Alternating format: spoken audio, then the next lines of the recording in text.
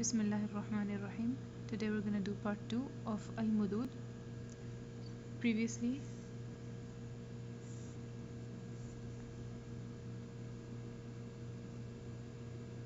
we've spoken about al-mad al-tabi'i, which is the natural mad, or al-mad al-asliya. Now we're going to talk about al-mad al-far'i. So the first thing we're going to do is look at its definition. It is the extending of the mud letter beyond its natural count, which is 2 counts is the natural count, because of a hamza or a sukun. So out of the categories or aqsam of al-mad al-far'i are bisabab as-sukun, which is because of as-sukun, or because of al-hamz. I'm just going to write down the names here. The first one is المد الواجب المتصل. The second is المد الجائز المنفصل. The third is الصلة الكبرى, which is المد الصلة الكبرى. And the last is البدل. Now بسبب السكون we have 3 kinds of mudud. The first one is mad al-lazim. The second is المد العارض للسكون, and the third is المد اللين. The first category we're going to look at is المد الفرعي بسبب الهمز, which means المد الفرعي بسبب because of الهمز, because of the hamza. The first of those is المد الواجب المتصل. Okay, and this means a mad that is necessary and it is connected. Muttasil is connected. So of these, the definition of this kind of mad is, it is when a harf mad, which is alif sakina, waw sakina, or ya sakina, is followed by a hamza within the same word. For examples, we have here 3 words. The first is abna'akum. Here the word abna'akum includes an alif, right? Alif sakina ma qablahu maftuh. This is a mad letter, and it is directly followed by a hamza within the same word. So in the MUS'HAFEE you're going to see this symbol here, which indicates that you have to lengthen this more than 2 counts. That's our first example. The second example is of a waw sakina with dhamma before it. So this is a mad letter followed directly by a hamza, and this will also be counted as a mad far'i, which of the category of mad wajib muttasil. Okay, so it is necessary to elongate this more than 2 counts, and it is connected. That means these two letters are connected within the same word. The third example is yudi'u. This ya sakina ma qablahu maksur is followed by a hamza, so this will also be lengthened more than 2 counts. Now the counts for this mad are either 4 or 5 counts in our riwayah. Now all readers read this mad more than 2 counts, so that is also one of the reasons why it's called wajib. which means every single recitation of the Qur'an, out of all of the recitations, this mud will be more than 2 counts. And again, it is muttasil because it is within one word. The second kind of mud in this category of المد الفرعي بسبب الهمز is المد الجائز المنفصل. Now المد جائز means it can be made, like it can be lengthened, or in some recitations it is not lengthened to more than 2 counts. So some recitations read it 2, but our recitation, the one that we're learning right now, which is بحفص عاصم من طريقة الشاطبية, here we will lengthen. And al-munfasil means and fasl means to separate, so al-munfasil means it is separated within, like between 2 words. So the definition of this kind of mud is, it is when the mud letter occurs in the end of the word and the next word begins with a hamza. For example, the word ma ends with the letter alif mad, okay, alif madiyya, and the second word begins with a hamza. So this mud letter will be lengthened to 4 counts, and in the Mus'haf you will see the mud sign. Next we have قُوا أنفسكم. Here as well, the end of the word is a waw madiyya. The beginning of the next word is a hamza. So again you will see the mud sign on the waw. And fi anfusikum, same thing, you're going to have a mud letter in the end of the word, the ya sakna, and it's going to be followed by a hamza, and you're going to see a mud sign on top of the ya. This is again lengthened to either 4 or 5 counts. Okay, and then reason for the name is al-jaiz, because some of the recitations lengthen to more than 2 counts and some don't lengthen to more than 2 counts, and munfasil because it is separated, and it is separated between the 2 words. So the mud letter is in one separate word, and the anfusakum, the hamza, is in another separate word.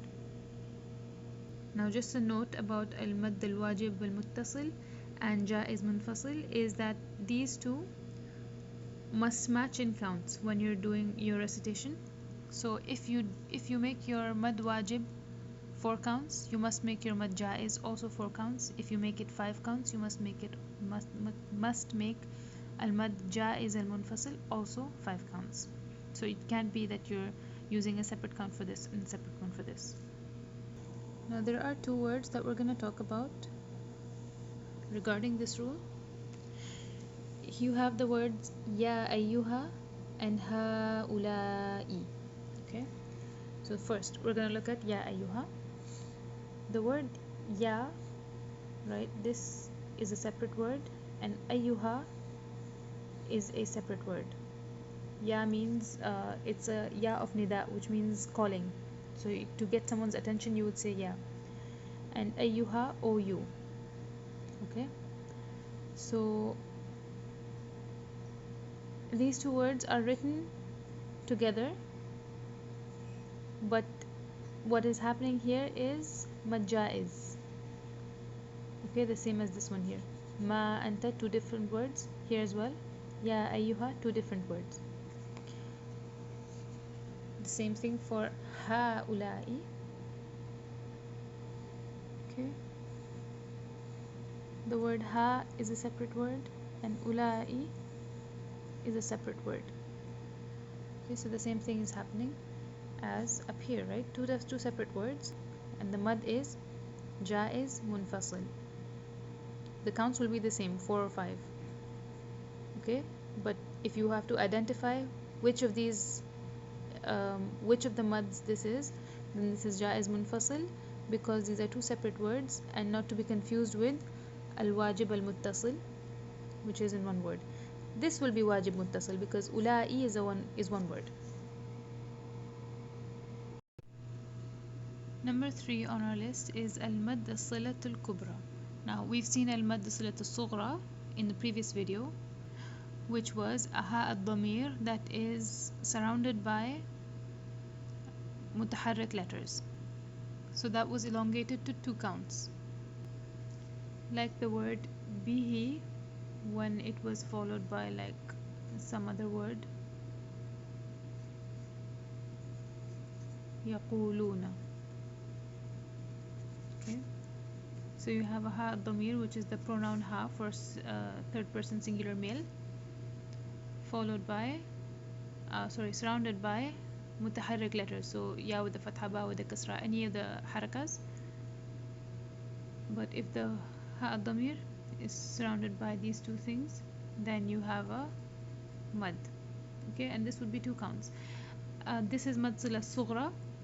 If you have a mad sila, which is this happening, and there's a hamza after it, right? So the next word is starting with hamza, then that would be an elongation up to 4 counts.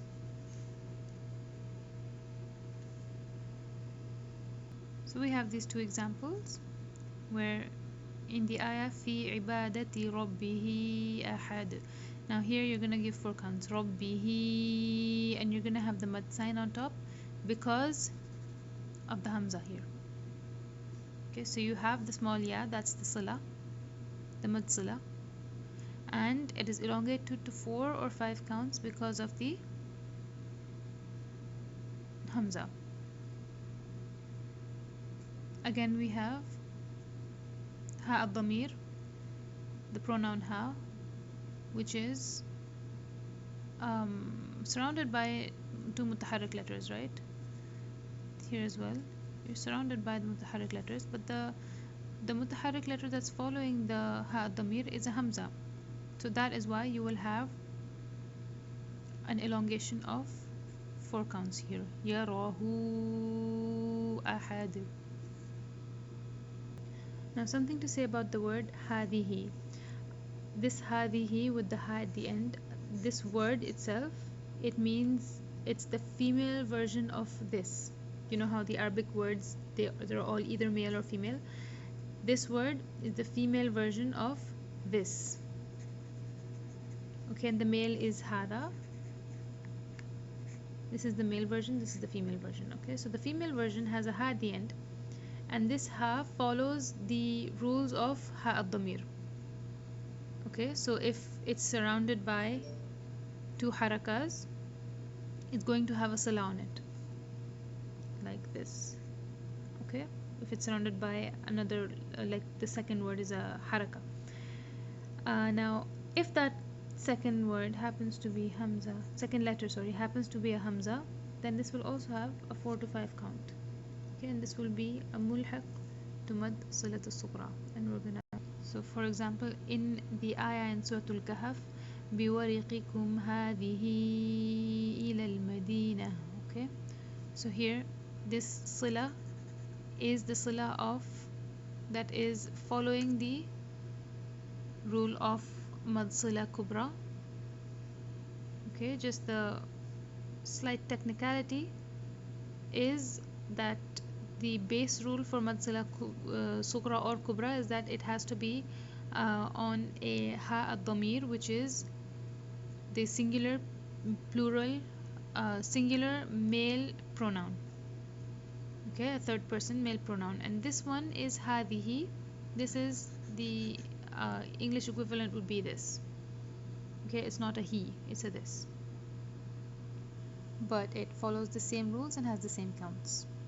Number 4 on the list of the mudud bisabab al-hamza is mad al-badal. Now this is when a hamza is followed by a mad letter. Okay, so until now we've seen a mad letter followed by a hamza. So here it's the opposite. The first of the letters will be hamza, and it doesn't have to be in the beginning of the word, of course, it can be anywhere in the word, but the examples that I have are just in the beginning of the word. So your hamza will be followed by an alif or a waw or a ya. Okay, so we're going to look at the words. Adama, amana, udu, imanun. Okay, so these will be in our recitation. We elongate this to 2 counts, but in other recitations this is elongated to sometimes 4, sometimes 6 counts. Okay, so they will not say amana, they will say amana. Okay, 4 or 6 counts.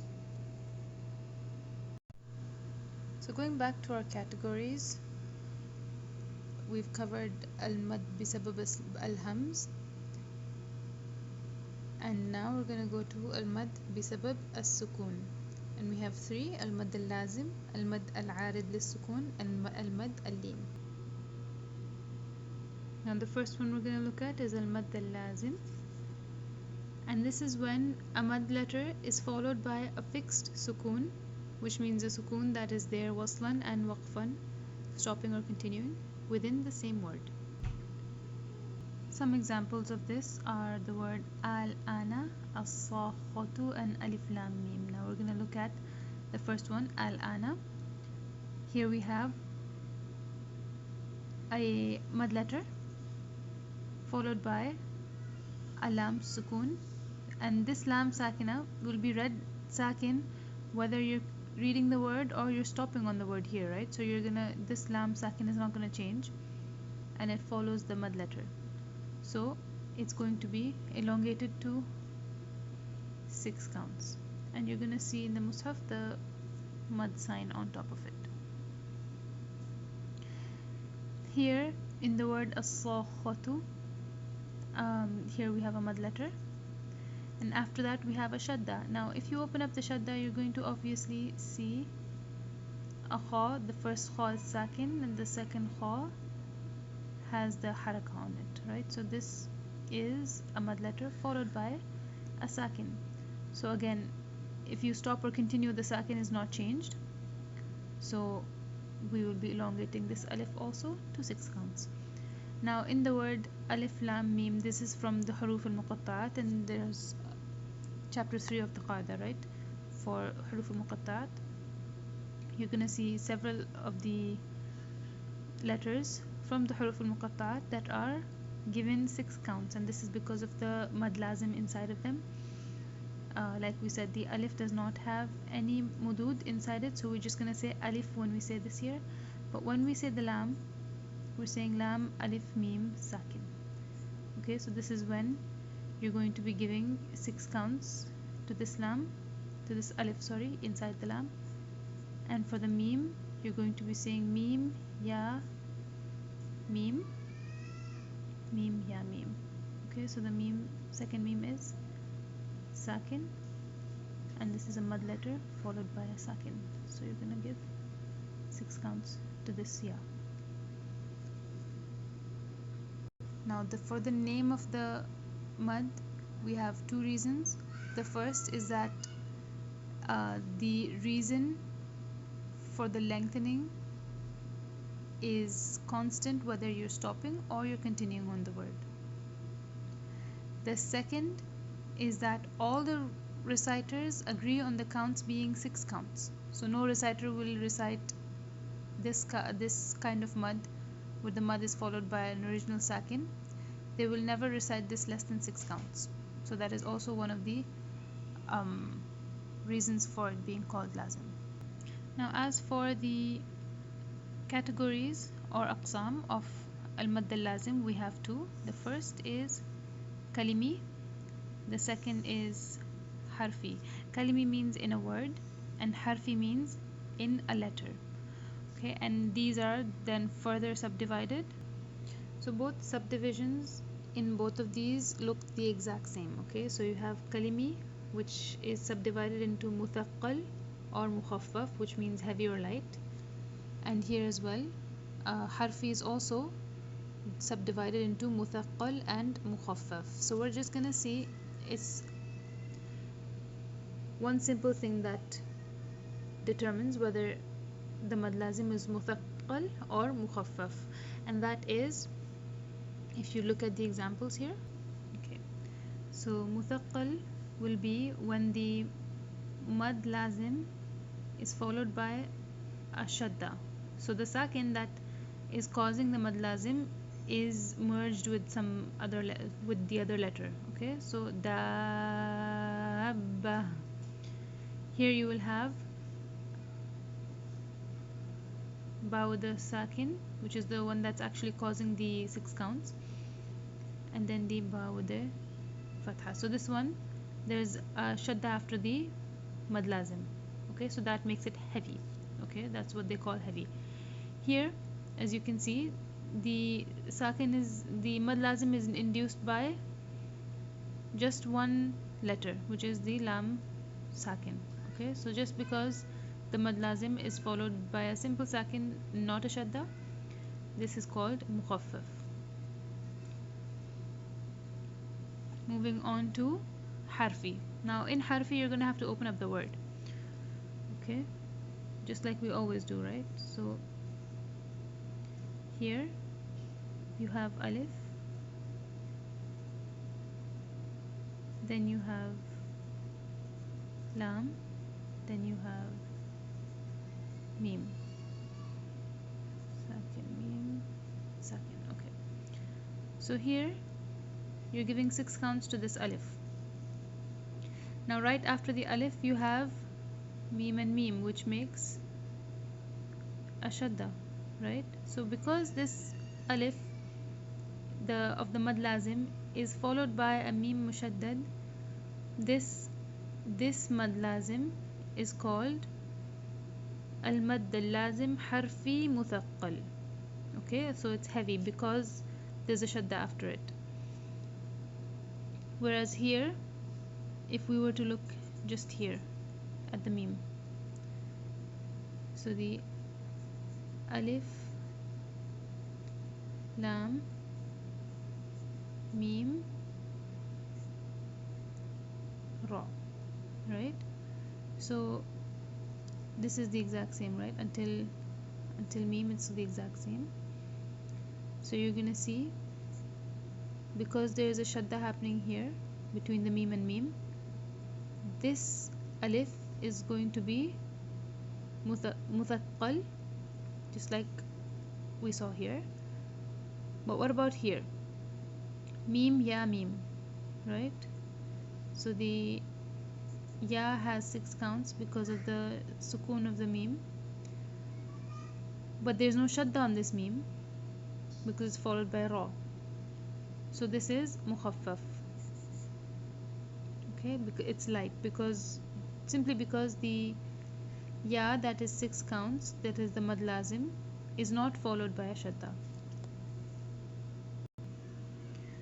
The next in the list is al-mad al-arid lis-sukun, and this is a mad that you will see all over the Qur'an, and it's in words like al-alamin, ar-rahim, an-nas. So why are we elongating in the end, right? We're gonna listen to qira'ah of the Qur'an, and we're gonna see that in the ends of the ayat, when the reciter is stopping on a word, he's gonna elongate a mad. That is usually, if we go by what we've studied so far, we're gonna see that these are all mad tabi'is, right? Ar-rahima, ar-rahimi, it's supposed to be 2 counts. Al-alamina, supposed to be 2 counts. An-nasi, supposed to be 2 counts. But okay, so the rule is, this mad is the second last letter of the word, right? The mad is the second last letter of the word. The last letter has a haraka on it. We're gonna stop on this word, and this last haraka is gonna turn into a sakin, right? It's gonna turn into a sakin that we are putting on it, right? It's not originally there. This sakin does not originally exist in the MUS'HAF. We're putting it there. So because we're putting it there, we have to indicate that it's different from what's written inside the MUS'HAF. This is why the second last letter, which is the mad letter, might elongate 4 or 6, or it might remain 2 if you choose. Okay, so this is called al-mad al-arid lis-sukun. And like we said, the counts are either 2 or 4 or 6.